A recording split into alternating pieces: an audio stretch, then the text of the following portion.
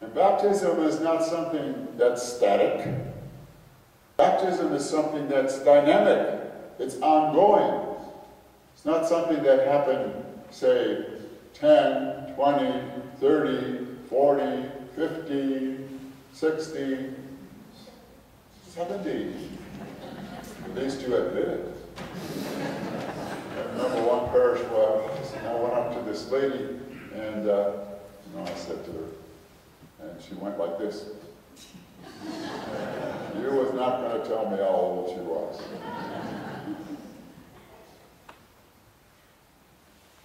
But isn't that so true, though? How many of us really examine ourselves in relationship to our baptism and say, this has got to be something dynamic in our lives, something ongoing. It's not something that happened years and years ago. And it's at that particular time that we are given a name, right? Right. What is your name? Evelyn. Jan. Beautiful names. So, Evelyn, Jan, Richard. Did you know my name? No. Thank you. I'll pay you later. So Evelyn, Jan, God says to you, I love you. You are in the palm of my hand. Isn't that beautiful? I watch tomorrow night, there won't be anybody sitting up here. But it's so true that as we get this name, which I think is so important, it always reminds me of this man who had the name Odd. O-D-D. Can you imagine going through life with a name like Odd? So naturally, people kidded him about that. So he had one request when he died. And the request was that his name be not put on the tombstone. Everything else was on there when he was born, when he died. So when people came in and looked at the tombstone, guess what they said?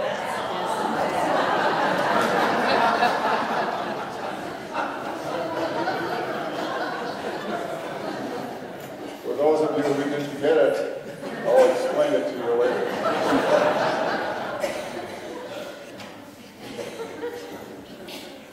But St. Paul, which is very forcefully, he said, it's at that time, at our baptism, that our life really begins. And it's so true, because it's something dynamic, something ongoing. And that's why Paul could go on to say, then, once you really grasp this, there should not be slave or free or Greek or Jew or female or male. We're all one in this body of Christ. We all belong to this body of Christ. And that's why that's so important for us to grasp that. And once you grasp that, then you can grasp also what Paul means when he says, when one member suffers, we all suffer. Ever notice that in a family? When one member is suffering or in a relationship, it affects that family or that relationship. But do we have that kind of a concept of what that really means? I always look upon baptism as kind of a spiritual passport. Those of you who travel abroad know how important a passport is, right?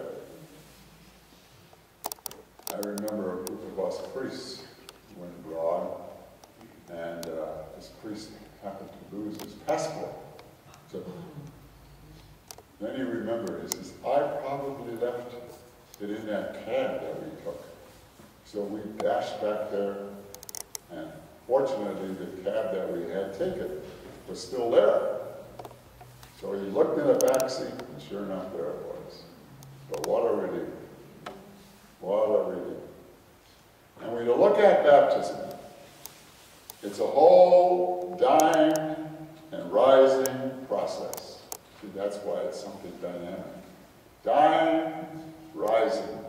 Dying, rising.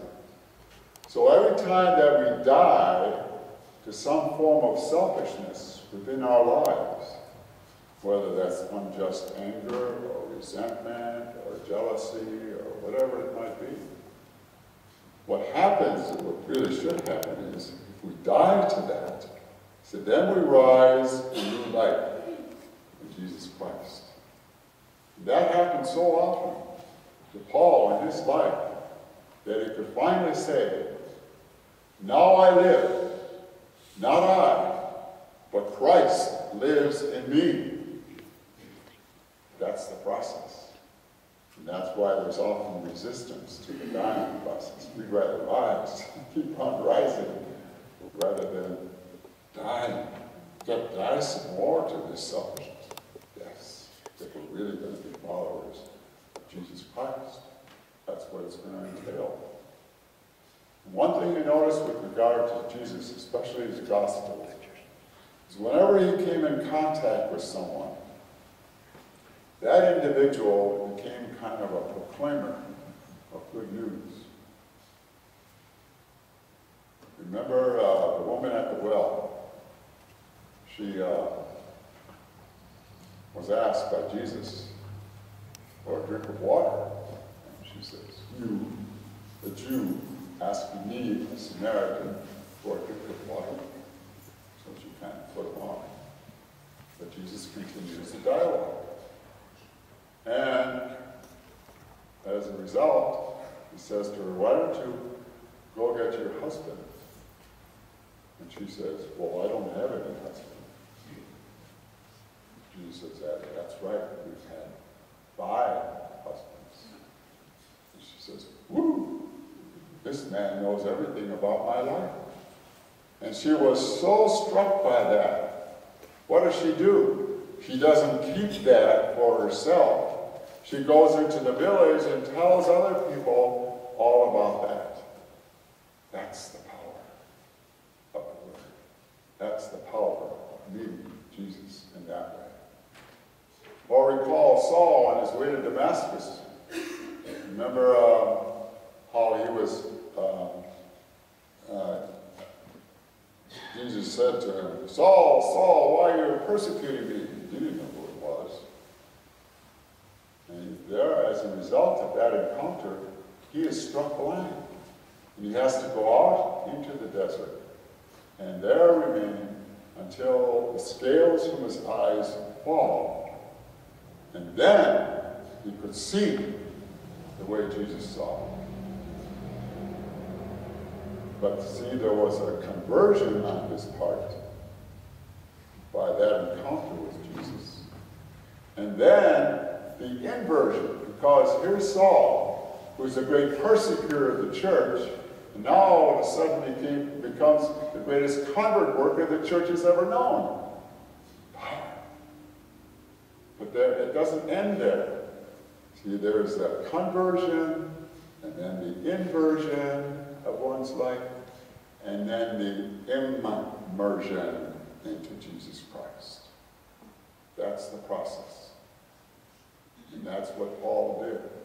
Because if you know anything about his life, Paul had to encounter a lot of difficulties. He suffered tremendously. But it was all part of that immersion into Jesus Christ. And that's why he became the greatest convert work that the church has ever known.